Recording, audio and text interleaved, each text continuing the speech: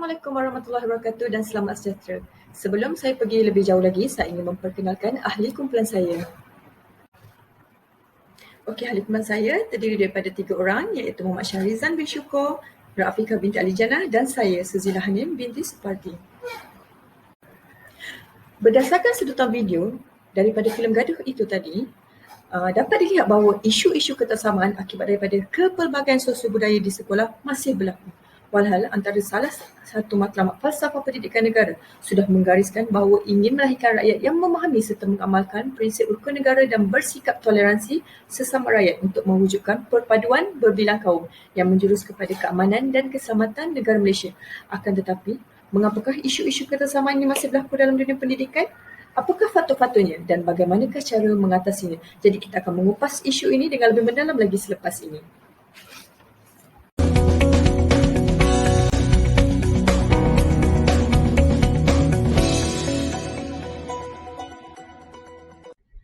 Baik, saya akan menerangkan beberapa elemen yang terlibat di bawah isu ketidaksamaan akibat kepelbagaian sosial budaya di sekolah. Jadi, apakah elemen-elemen tersebut? Saya akan bentangkan pada slide yang seterusnya. Okey, terdapat 5 elemen di bawah isu ketidaksamaan akibat kepelbagaian sosial budaya di sekolah. Jadi, elemen yang pertama ialah pencapaian akademik. Okey, secara dasarnya kita melihat daripada segi pencapaian akademik ini adalah penekanan yang diberikan oleh guru. Apa itu penekanan? Nanti saya akan terangkan lebih lanjut. Dan seterusnya adalah layanan guru, di mana layanan yang berbeza mengikut kelas sosial, golongan, minoriti dan kaum. Jadi seterusnya adalah jantina. Ini melibatkan perbezaan fizikal, tingkah laku dan juga tahap kecerdasan. Dan juga kaum majoriti meminggirkan kaum minoriti. Dan juga yang terakhir sekali ialah bahasa. Ketidaksamaan bahasa daripada segi berkomunikasi. Jadi selepas ini saya akan terangkan setiap elemen, saya akan huraikan lebih lanjut. Baik, elemen yang pertama ialah pencapaian akademik. Apakah yang dimaksudkan dengan pencapaian akademik ini? Pencapaian akademik ini adalah sesuatu hasil pembelajaran ataupun keputusan daripada peperiksaan ataupun ujian yang dialami dan dilalui oleh pelajar-pelajar sekolah. Jadi, berdasarkan paparan menurut kajian dari Azizi Yahya pada tahun 2011, permasalahan akademik yang berlaku dalam kalangan pelajar Melayu kerana mereka begitu selesa dengan kelebihan yang mereka ada sebagai warga Bumiputera. Jadi apakah yang dimaksudkan dengan pernyataan tersebut? Sebentar lagi saya akan kupaskan. Jadi di dalam kajian ini turut mengkaji tentang 3 elemen utama, iaitu daripada masalah rakan sebaya, masalah disiplin dan juga masalah keluarga, merupakan faktor-faktor yang mempengaruhi pencapaian akademik seseorang pelajar. Jadi kajian ini telah dilakukan dan dibuktikan daripada 3 buah sekolah, iaitu Sekolah Menengah Teknik Johor Bahru, Sekolah Menengah Teknik Perdagangan dan juga Sekolah Menengah Teknik Tanjung Puteri. Jadi hasil daripada kajian itu telah menunjukkan bahawa pelajar-pelajar Bumiputera mempunyai keputusan yang sangat-sangat tidak memuaskan, di mana pelajar bukan Bumiputera dan seperti India, China mempunyai keputusan yang lebih baik daripada warga Bumiputera. Okey, apa yang saya nak kaitkan dengan pencapaian akademik tadi di dalam pernyataan yang dipaparkan? Murid-murid Bumiputera ni dah terlalu selesa kerana mereka dah diterapkan dalam minda mereka bahawa sebagai Bumiputera mempunyai hak keistimewaan. Apa itu hak keistimewaan tersebut? Iaitu peluang sambung belajar di peringkat universiti setelah menamatkan pengajian ketika tingkatan 5. Jadi, kajian ini telah menunjukkan bahawa keputusan yang mereka perolehi daripada penilaian menengah rendah, iaitu PMR, menunjukkan bahawa puratanya dimenangi oleh pelajar bukan Bumiputera. Jadi keputusan itu menunjukkan bahawa pencapaian pelajar Bumiputera masih lagi tidak mampu untuk menyaingi pelajar bukan Bumiputera di dalam mata pelajaran yang berteraskan matematik dan juga sains. Jadi yang boleh saya kaitkan dengan tadi, dengan pernyataan awal tadi, iaitu sekiranya mereka gagal pada peringkat ini, mereka akan mengalami kesusahan ketika berada di peringkat universiti. Kerana apa? Kerana mereka tidak mempunyai keputusan yang cemerlang di dalam subjek yang berteraskan matematik dan juga sains. Kerana pada peringkat universiti nanti, kebanyakannya topik ataupun subjek masih berteraskan, banyak berlandaskan dan berteraskan subjek matematik dan sains. Jadi daripada peringkat awal, rendah dan juga menengah, pelajar Bumiputera tidak mampu untuk menguasai mata pelajaran yang asas ni, yang mata pelajaran terang ni, iaitu sains dan matematik, mereka akan mengalami kesukaran pada masa akan datang ketika di universiti nanti. Jadi mereka akan berasa ketinggalan. Itulah antara pencapaian akademik yang berbeza di antara pelajar Bumiputera dan juga bukan Bumiputera. Jadi elemen yang seterusnya adalah daripada layanan guru. Jadi apa yang saya nak terangkan layanan guru ni ialah tentang pelabelan daripada guru terhadap murid. Jadi apa yang kita boleh lihat daripada perkara yang dipaparkan di dalam skrin, iaitu sesetengah guru memberikan respon yang berbeza kepada pelajar yang mewakili kelompok kecil minoriti, iaitu golongan pelajar daripada kaum India. Kita boleh lihat kalau dekat sekolah India ni, kaum India ni adalah hanya sebilangan kecil sahaja berbanding kaum Melayu dan juga kaum Cina, dan juga kelas sosial rendah. Jadi kajian di Amerika menunjukkan terdapat layanan dan jangkaan yang berbeza berdasarkan bangsa, jantina dan kelas sosial.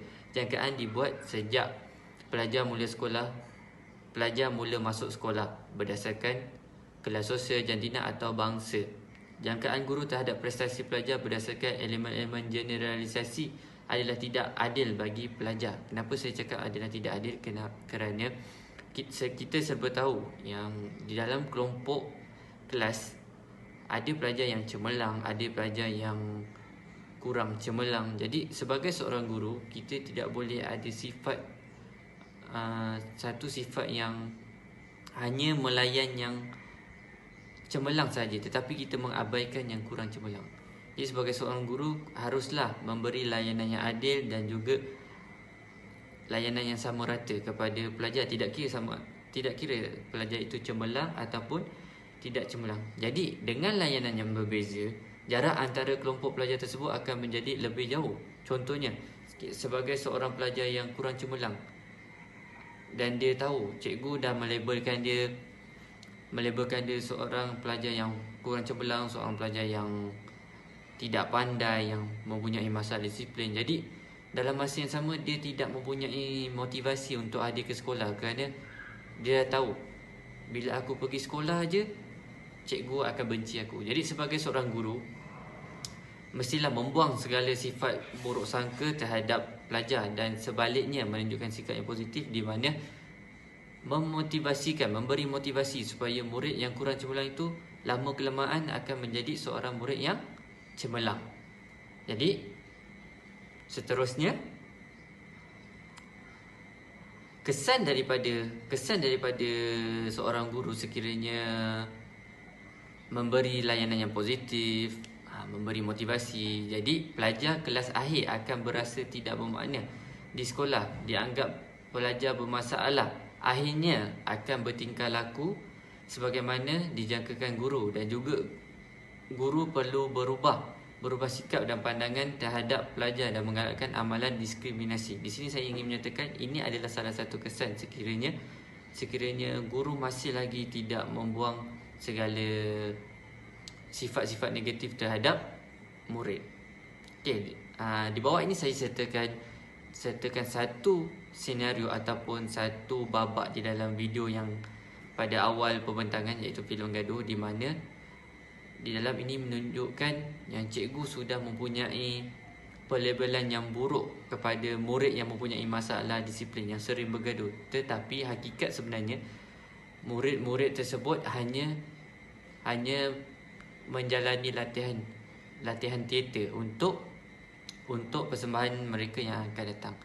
Jadi boleh lihat video di bawah ini untuk membuktikan salah satu senario ataupun sebenarnya ia berlaku dalam realiti di Malaysia, sekolah di Malaysia. Saya sudah lama tunggu. Hari ini kita lawan satu sama satu. Baik, kita mula sekarang. Biar hari ini kau ingat kembali bila.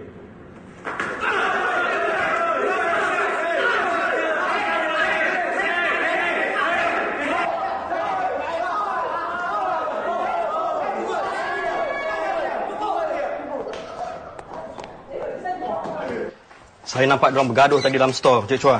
Diorang pakai pisau lagi. Kita kena bertindak tegas. Kalau tak tahulah saya apa akan jadi nanti. Aku minta maaf. Aku tak sengaja, aku terlalu ikutkan hati aku.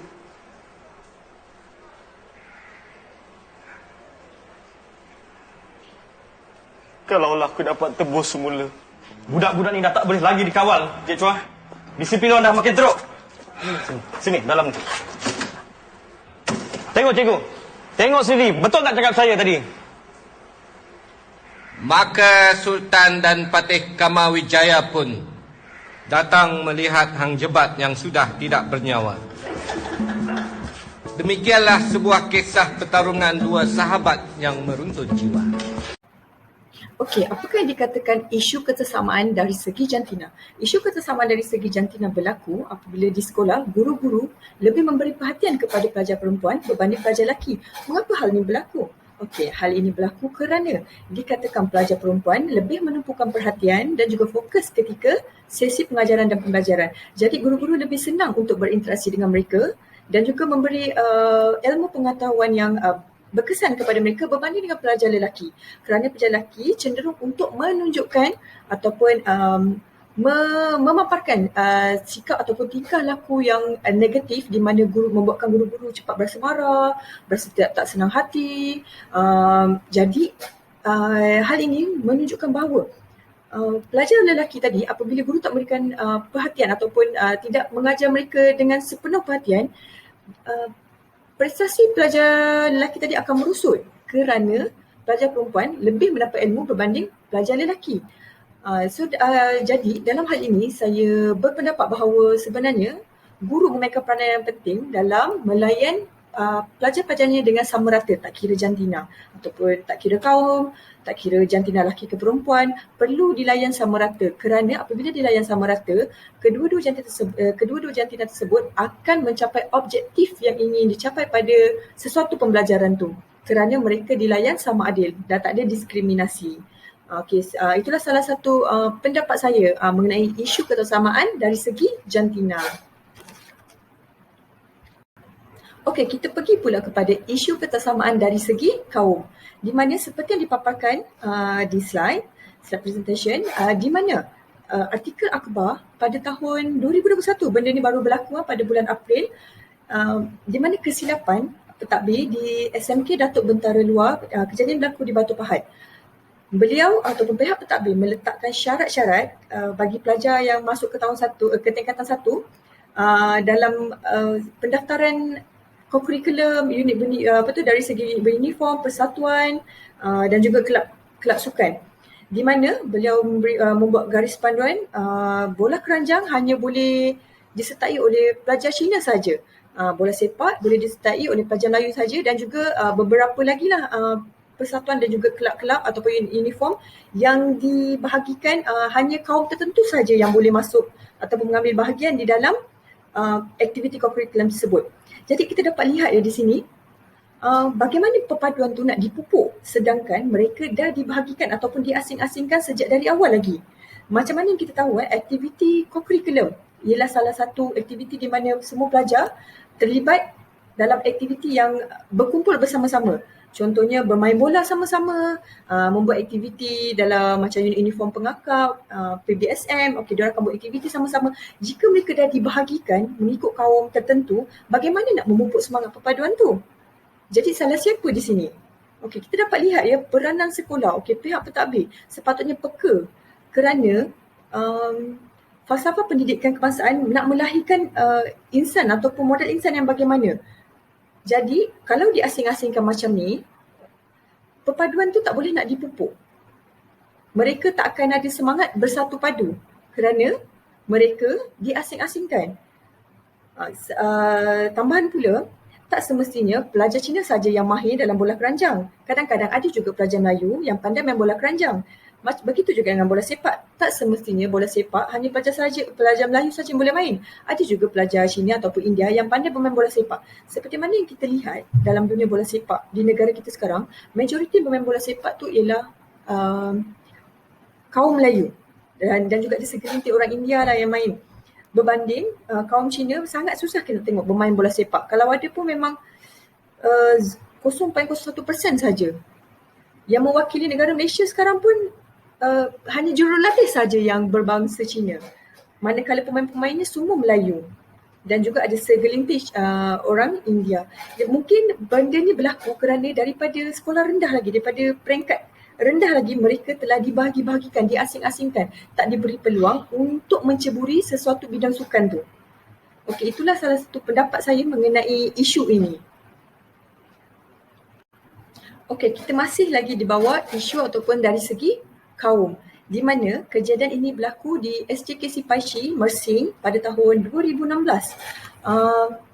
Kronologi kisah ini ialah di mana seorang guru Melayu yang mengajar di sekolah Cina telah didatangi oleh bapa kepada murid beliau, datang menyerang guru tersebut dengan membaling buku dan berlaku sedikit pertengkaran. Guru tersebut telah membuat laporan polis mengatakan bahawa pihak sekolah tidak melindungi beliau ketika beliau diserang. Beliau juga menyatakan dalam laporan polis tersebut, guru besar sekolah beliau mengajar tu pernah mengeluarkan kata-kata yang berbau resis kerana guru besar sekolah tersebut ialah orang Cina. Dikatakan telah mengeluarkan kata-kata yang berbau resis serta pernah menghalau beliau serta 2 orang rakannya yang merupakan guru Melayu juga daripada sekolah tersebut dan pernah diugut untuk pernah diugut untuk dikeluarkan daripada sekolah tersebut. Jadi kita dapat lihat ya, masalah perkauman ni bukan sahaja berlaku dalam kalangan murid-murid, tetapi dalam kalangan guru ataupun dalam kalangan pentadbir juga, dari segi pihak atasan juga masih berlaku sifat perkauman ni.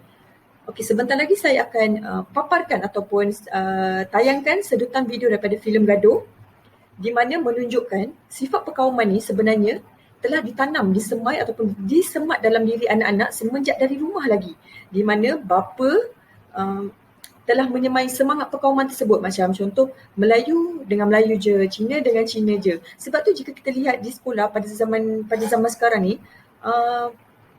pelajar yang berlainan bangsa kurang menghormati guru yang berlainan bangsa daripada pelajar tersebut. Mengapa hal ini terjadi? Mungkin kerana beliau telah diterapkan, pelajar tersebut telah diterapkan sifat resis tersebut, sifat perkauman tersebut. Sebelum ke sekolah, beliau dah rasa macam pergi sekolah, okey, guru yang mengajar tu, macam contoh saya pelajar Melayu, guru yang mengajar tu ialah guru Cina. Dia ni cikgu Cina, kita tak payah hormat dia lah. Perkara tersebut tidak patut berlaku ya, sebab tak kira apa pun kaum ataupun bangsa guru ataupun murid, kita perlu hormatinya. Sebab kita berada di bawah satu bendera yang sama, jata negara yang sama, di bawah lambang yang sama. Kita berkongsi negara, kita duduk di atas tanah yang bernama Malaysia. Jadi kita perlu mengekalkan semangat perpaduan tersebut. Itu saja isu yang kupasan ataupun perbincangan yang ingin saya kongsikan. Okey, seterusnya boleh lihatlah sedutan video daripada filem Gaduh. Terima kasihlah. Baik, Alhamdulillah. Ya, Datuk. Saya faham. Faris kan? Syarikat saya ada harapan ke nak dapat tender tu, Datuk? Sementara tunggu Dina balik. Betul ke? Boleh berbual dengan Alhamdulillah. Ayo, Ya, betul, Datuk. Saya pun fikir macam tu juga. ada benda. Kalau bukan Melayu tolong Melayu, siapa lagi kan? Kalau tak, makin kaya raya lah bangsa Cina tu. Oh, ya betul. Ya, saya faham. Mesti ada bagian Datuk punya. Datuk tolong saya mesti tolong Datuk. Ya, Datuk ya? Nak ke mana tu? Kedai jap. Maaf, Datuk. Tengok, siapa? Glenn, sini jap.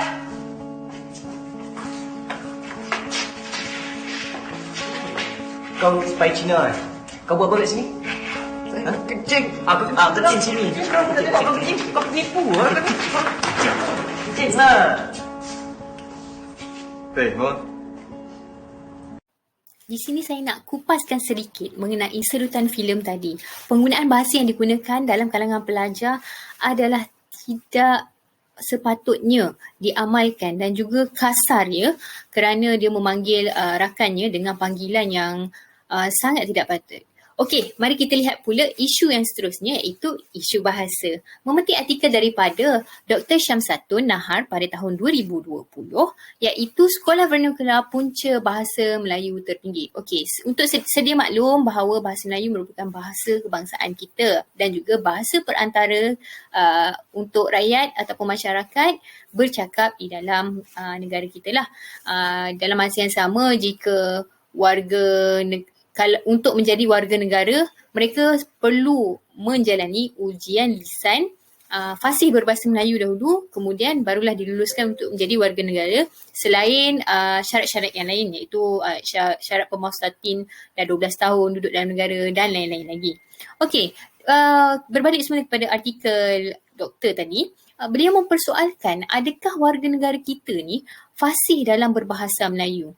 Terdapat kajian yang menunjukkan bahawa 55% tahap penguasaan murid yang berada di sekolah jenis kebangsaan ataupun sekolah vernakular masih tidak fasih dalam bahasa Melayu. Agak-agaknya kenapa ya? Kalau kita lihat dalam artikel doktor ni, beliau menegaskan bahawa mungkin sebabnya adalah sekolah di negara kita ni masih mengamalkan integrasi perkauman. Okey, beliau menegaskan bahawa dekat negara luar tak ada pun sekolah vernakular ni. Seperti negara Indonesia, Jepun, Korea, China dan Eropah. Tak pernah wujud pun sekolah vernakular kerana mereka mengamalkan prinsip asimilasi. Contohnya di Indonesia, boleh dikatakan semua rakyat dekat sana fasih berbahasa Indonesia walaupun mereka terdiri daripada pelbagai kaum, pelbagai etnik dan duduk di tempat yang merata, di ceruk mana-mana pun. Walaupun mereka ada bahasa mereka tersendiri, tetapi mereka fasih lagi berbahasa Indonesia. Okey, berbalik semula kepada isu bahasa di sekolah.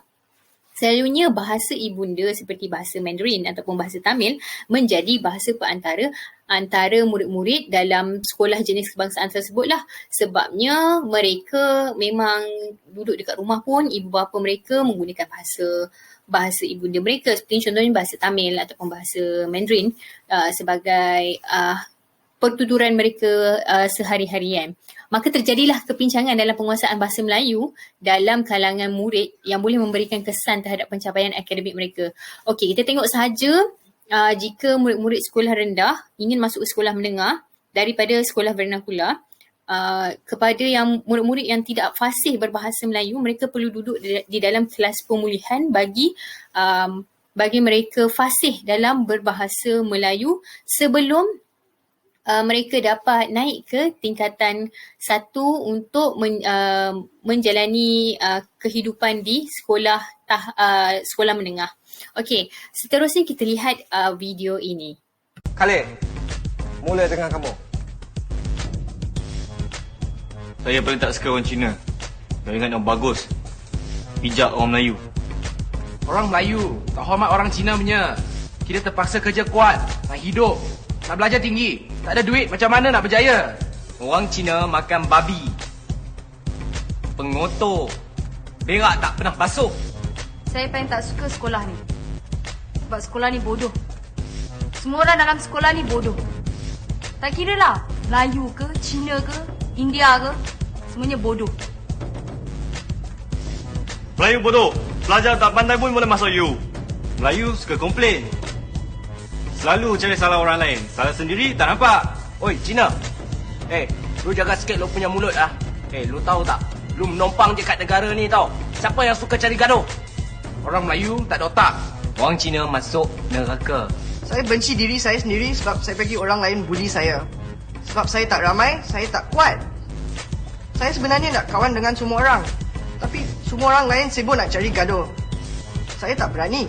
Selalu bangga dengan bangsa sendiri, tak habis-habis cari gaduh dengan bangsa lain. Jangan tamak. Bangun pagi, tak mandi pagi. Baiklah, sekarang mari kita lihat faktor-faktor yang mempengaruhi ketidaksamaan sosio-budaya di sekolah. Mari kita lihat. Okey, faktor-faktor yang mempengaruhi isu ketaksamaan yang telah kita bincangkan tadi ialah faktor murid, rakan sebaya, keluarga, guru dan sekolah. Jika kita lihat dari sudut murid dan rakan sebaya, ia sangat berkait rapat antara satu sama lain kerana disebabkan oleh taraf dan juga mutual interest yang terdapat dalam diri murid tersebut. Seterusnya kita lihat pula dari aspek keluarga, sosioekonomi keluarga juga dapat mempengaruhinya. Jika kita lihat sedutan video yang telah dipaparkan, pelajar tersebut telah dipupuk oleh ibu bapa mereka bahawa kalau tak sama kaum, siapa lagi yang nak bantu? Maknanya sama-sama kaum je lah yang bantu sama mereka. Jika kaum lain tu takkan membantu.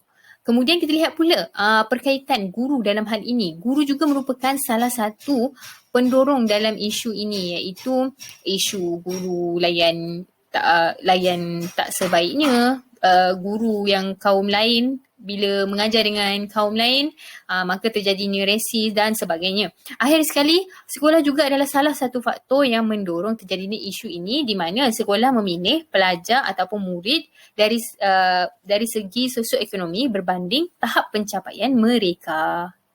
Sekarang mari kita lihat apakah implikasi-implikasi yang mungkin berlaku jika perkara ini tidak dibendung. Antara implikasi yang boleh berlaku ialah kemahiran dan penguasaan bahasa akan menurun, hak pendidikan terabai, kurang motivasi untuk murid datang ke sekolah ataupun murid-murid cenderung untuk berhenti sekolah, berlakunya perbezaan layanan antara murid dan juga wujudnya jurang antara kaum. Okey, poin yang terakhir itu adalah poin yang sangat berat dan sangat besar dalam isu ketaksamaan sosio-budaya di sekolah. Seterusnya, mari kita lihat cara-cara untuk menangani isu. Baik, yang seterusnya, setelah kita kaji tentang beberapa isu, iaitu daripada isu kaum, bahasa, jantina, pencapaian akademik dan juga layanan guru. Jadi, guru haruslah memainkan peranan yang penting, iaitu antaranya ialah kemahiran komunikasi. Di sini saya ingin menyatakan bahawa guru seharusnya menggunakan bahasa yang standard ataupun bahasa yang mudah faham oleh murid-murid supaya murid-murid tidak keliru, murid faham tentang bahasa yang digunakan.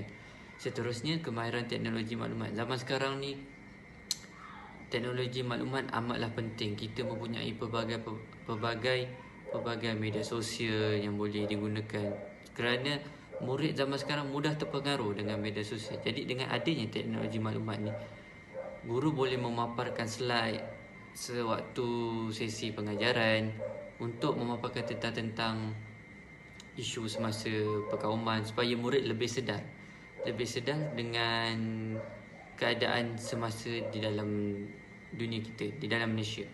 Jadi seterusnya, kita boleh sebagai seorang guru boleh membuat analisis sebelum mengajar. Jadi membuat analisis ni seperti guru mengenal pasti latar belakang murid daripada segi sosioekonomi. Jadi dengan adanya guru menganalisis perkara-perkara tersebut, ia akan memudahkan sesi pengajaran dan pembelajaran guru itu menjadi lebih berkesan.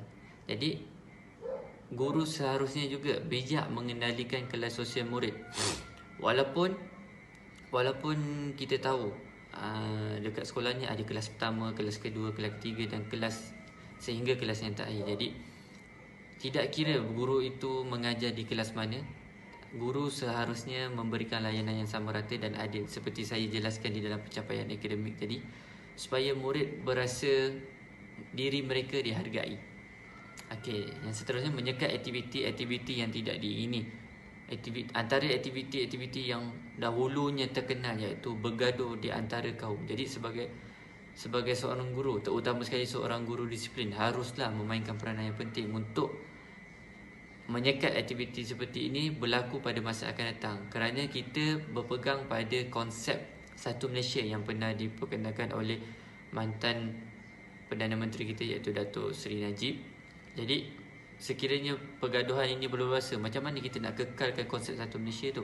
Jadi daripada gurulah seharusnya memainkan peranan penting untuk menangani isu ini. Jadi yang terakhir ialah kemahiran psikologi. Kemahiran psikologi ini, guru-guru boleh menerapkan elemen-elemen nilai murni kepada murid-murid, iaitu contohnya dengan adanya dengan adanya perkauman ni, maksud saya bila kita dah rapat dengan sesuatu bangsa, kita baik dengan China, baik dengan India, jadi kita boleh melahirkan sikap saling membantu antara satu sama lain, dan perpaduan itu boleh dikukuhkan tanpa ada sebarang pergaduhan yang berlaku.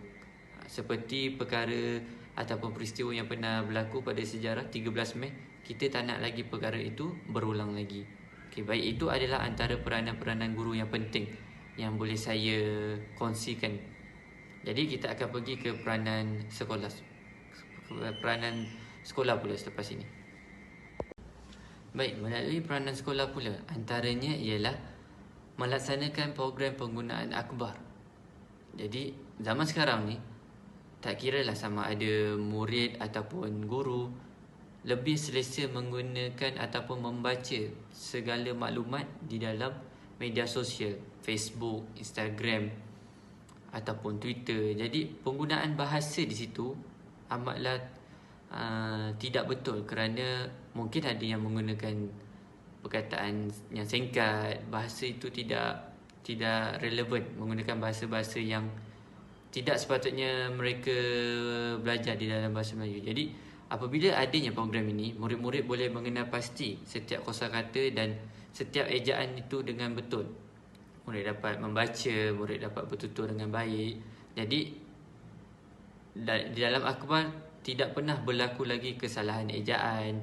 Jadi murid dapat mengenal pasti setiap huruf dan perkataan dengan lebih baik, dan mereka boleh mengaplikasikan ketika belajar. Jadi seterusnya, program pengucapan awam. Program pengucapan awam ni lebih dikenali sebagai public speaking. Jadi apabila murid-murid sudah menguasai bahasa, tidak kira melalui bahasa Melayu, bahasa Cina, bahasa Tamil, jadi murid boleh mengaplikasikan. Contohnya, setiap sekolah mesti ada perhimpunan pada setiap hari pertama persekolahan. Jadi di situ kita boleh menggunakan idea sebagai, tidak perlu lagi guru menjadi sebagai pengurusi majlis. Sebaliknya, kita boleh menggunakan murid sebagai pengurusi majlis. Jadi di situlah boleh berlakunya pembelajaran abad ke-21. Kita menunjukkan keberhasilan murid. Okay, yang seterusnya ialah pertandingan lagu patriotik. Seperti mana kita tahu, perkataan patriotik tu memang berkait rapat dengan perpaduan. Jadi dengan adanya pertandingan ni, dalam masa yang sama boleh merapatkan ataupun membuatkan sesuatu hubungan antara kaum itu menjadi lebih kukuh. Dan yang seterusnya, penggunaan audio sistem di kantin sekolah. Ini adalah alternatif bagi setiap sekolah, di mana sekolah ni, jikalau sekolah itu mempunyai bajet yang lebih, boleh menggunakan audio di kantin sekolah. Bagaimana saya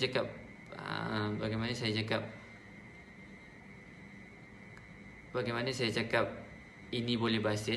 Jadi ketika murid membeli makanan atau minuman di kantin, sambil membeli tu mereka boleh mendengar lagu-lagu, contohnya bahasa budaya kita, contoh lagu Tahun Baru Cina kita melayukan. Jadi dalam masa yang sama, murid boleh berasa seronok apabila mendengar audio yang mengeluarkan lagu-lagu yang berunsurkan bahasa. Dan yang terakhir ialah mengetatkan peraturan sekolah. Jadi apabila sebuah sekolah mengadakan sesuatu aktiviti, tidak kira aktiviti apa-apa, tetapi pihak sekolah kena berlaku adil kepada sesiapa yang tidak dapat menyertai aktiviti tersebut. Pihak sekolah perlu mengeluarkan surat, kerana jikalau pihak sekolah mengabaikan, maka tidak adil kepada pelajar yang boleh menyertai. Jadi di situlah puncanya kenapa peraturan sekolah perlu diperketatkan. Baik, mungkin itu sahaja peranan sekolah yang boleh saya nyatakan. Jadi kita akan sambung ke bahagian rumusan pula, untuk rumusan yang akan dijelaskan oleh Cikgu Suzila. Okey, secara kesimpulannya, dapatlah kita rumuskan bahawa memang terdapat isu ketaksamaan akibat kepelbagaian sosio-budaya dan beberapa isu telah dikupas sebentar tadi menunjukkan bahawa punca terjadinya ketaksamaan tersebut boleh menyebabkan kepincangan dalam sistem pendidikan di negara kita. Begitu sahajalah perkongsian ataupun perbincangan daripada kami bertiga. Kami sudahi kami punya perbincangan dengan ucapan sekian, terima kasih.